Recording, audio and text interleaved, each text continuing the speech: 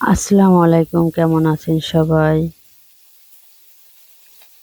এই তো ইলিশ মাছ ভাজা হচ্ছে। ইলিশ মাছের বেগুন দিয়ে রান্না হবে। আজকে অবশ্য সব রান্নার ভিডিও করতে পারিনি, ভালো লাগছিল না গরমে।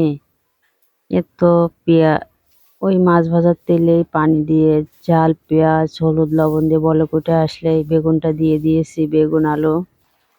তো দেওয়ার পরে মাঝে একটু আবার একটু নেড়ে দিয়েছি।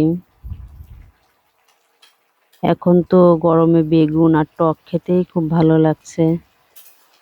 একটু মাছ দেওয়ার আগে একটু জিরার গুঁড়ো দিচ্ছি, মাছগুলো দিয়ে দিয়েছি।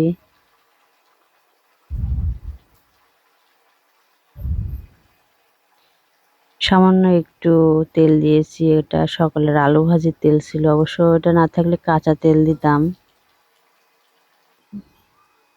দেখেন বেগুনটা হয়ে গেছে, খুবই মজা হয়েছে খেতে। এখানে কচু শাক তেলের পরে দেবো।